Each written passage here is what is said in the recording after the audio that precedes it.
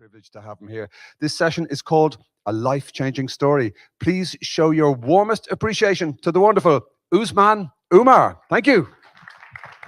Before I start, I would like to share my screen so we get from there.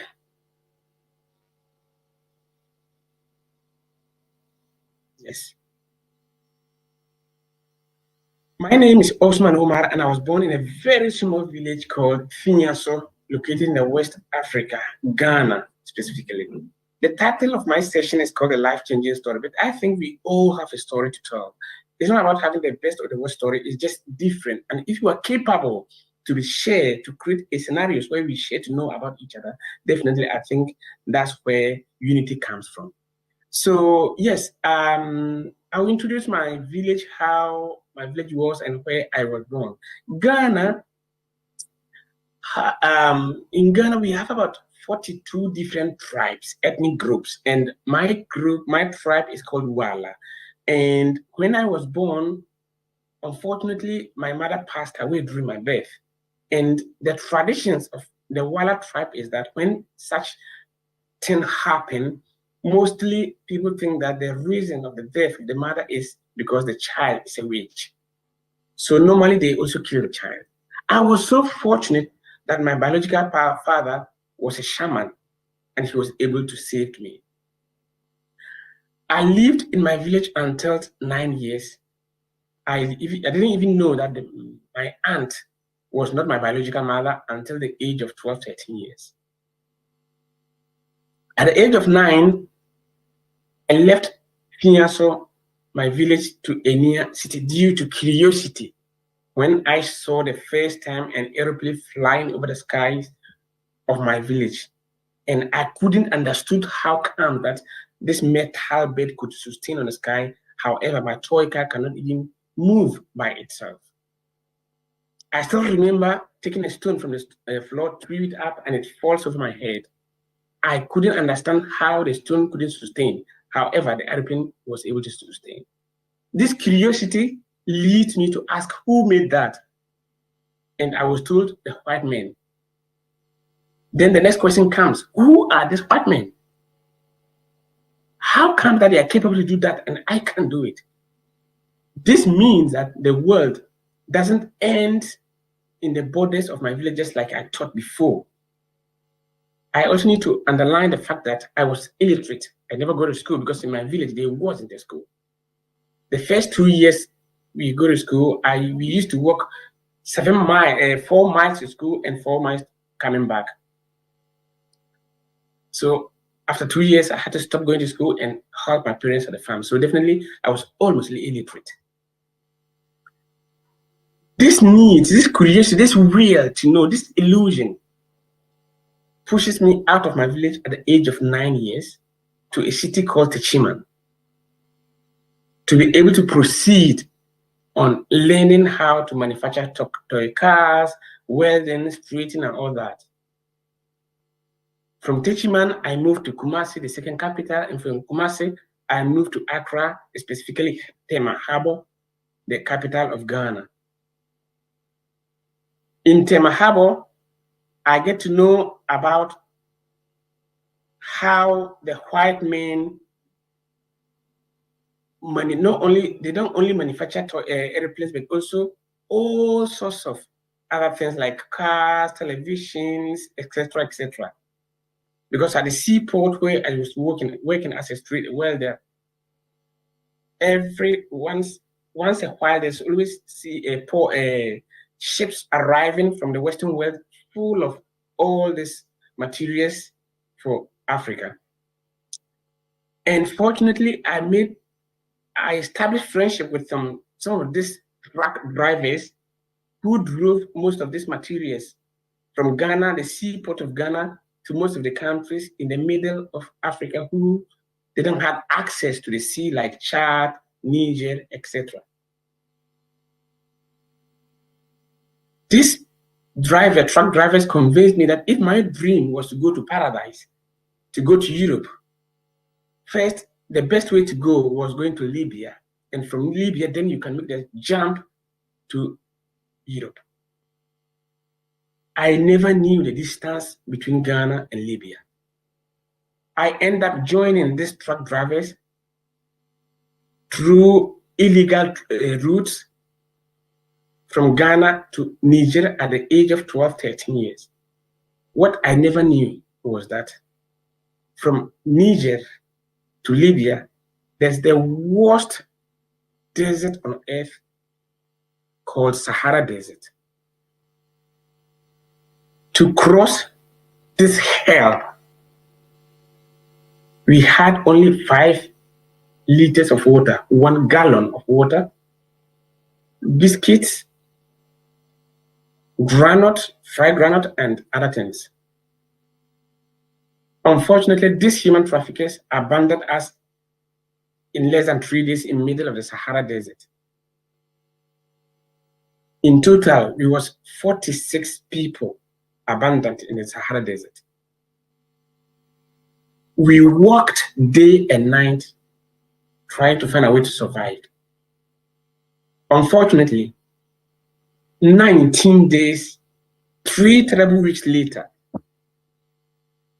out of the 46 people, only 6 of us finally survived and ended up in a village called Isir in Libya. Not talking about the corpse, hundreds of corpses and dead bodies we found on the way.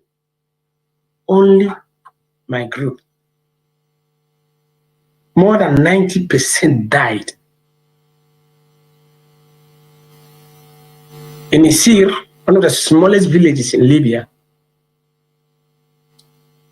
that was the year 2000. Libya was governed by Muammar al-Gaddafi. Being black and alive in Libya was almost a crime. I stayed in Libya for 4 years.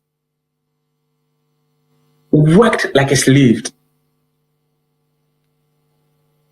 After 4 years, I was able to raise $1,800. For the second time, I end up in Tripoli and I end up in hands of human traffickers again, with my intention to fulfill my dream, going to paradise.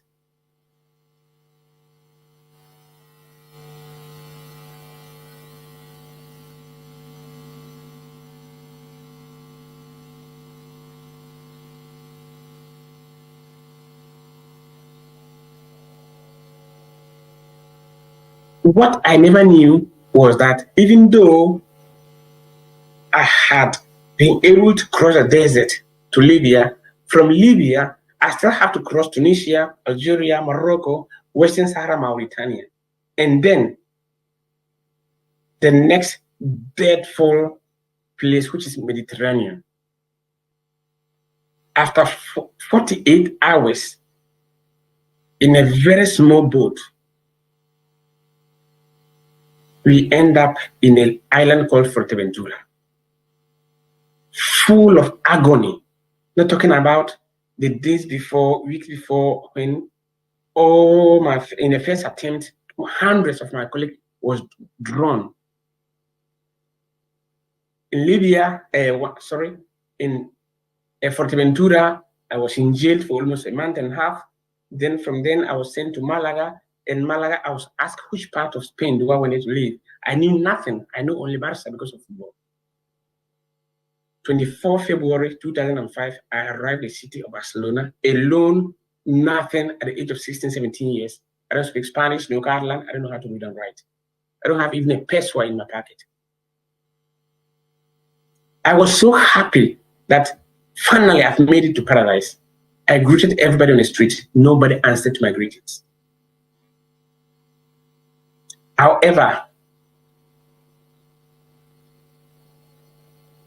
I end up sleeping on the street almost a month again until this wonderful woman gave me a helping hand.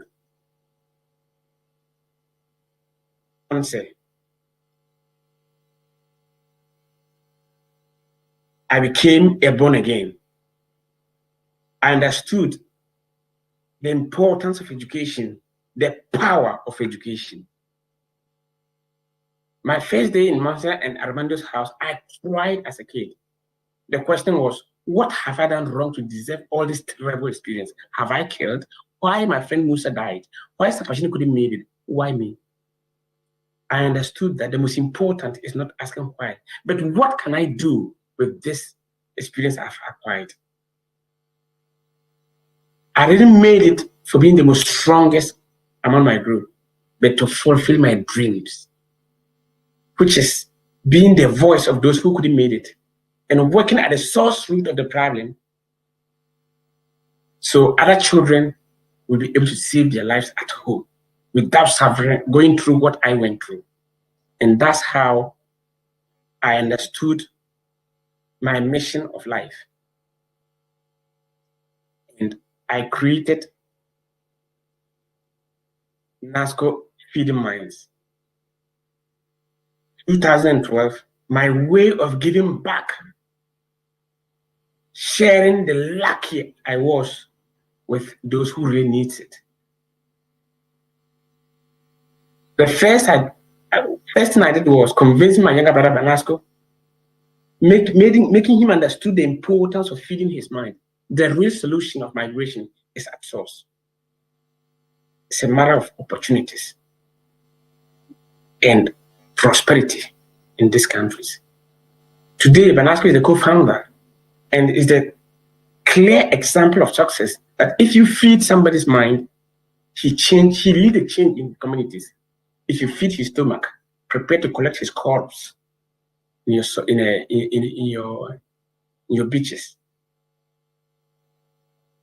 This is the reality. In Nasco Feeding Minds, we don't just follow ideas, but realities, actions.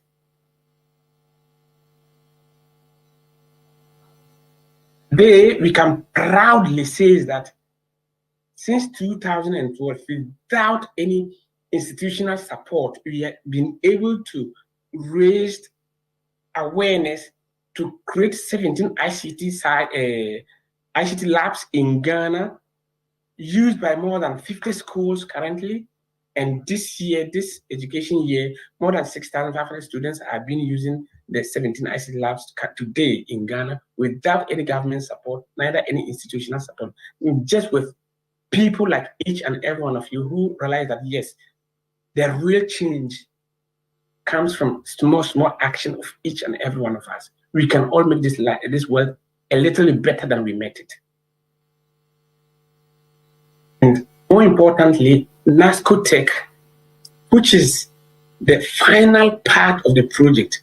Nasco Feeding Minds create computer schools, educate people into the IT world. Nasco Tech creates opportunity for those in IT sector to be able to work in their hometowns, living with their family, contributing in the economic cycle of Ghana, their countries. Today, I can proudly say that almost 32 people are currently in the offices of Nasco Tech in Ghana, working. 23 of them are actively working today for different companies here in Spain, without crossing the border, without jumping to the sea, working from Ghana, Nasco Tech office in Accra. This is the real solution to solve the migration problem at source. It's not about creating charity, but rather creating prosperity. That's our mission. And our sustainable plan is, as what you can see, we have the ICT labs, which we need support, we need partners, we need donors to be able to pay light bills, teachers' fees, etc. But Nasco, those who graduate from Nasco Feeding ICT Lab goes to Nasco Tech, where they can develop talent, their own workforce, working from their hometown. Doing that, we are creating local economic development. And that's how prosperity is being created. So in 5, 6, 10 years now, from now, Nasco Tech will be able to grow to sustain the need, impact their own communities by their own talent. That's our plan of sustainable. But of course, current today, we still need support to be able to go ahead. Here are some recognitions. Since we started, we had some awards from the United Nations, the Pope, in the royal family of Spain. I said, here is our contact. If you want to know more, you can always clock to our website. Thank you very much. And I'll be there. I'll be here waiting for 5 minutes more for Q&A. Thank you. Give it up for Ousman. That was amazing. Ousman Umar, thank you so much. Yes, sir. Wow, talk about a journey. What an inspiring journey. Thank you so much for joining us here today, Ousman. We are just going to make sure we have the live link as well. Thank you, thank you. Okay, we got a room full of people here. Ousman, we've got folks beaming in questions that are being shared via Discord on the streaming channels. Do we have any questions for Ousman after that really inspiring presentation? Did anyone hear? Oh, we do. We have a question straight away. A finger has been pointed. A microphone is being run over and will be punted over to the question. Yes. Excellent. Good man. Okay. Question one. Yes. So I have a community question, and it was one community member asked if there are any specific programs for women interested in tech that Nasco Tech is working on or building.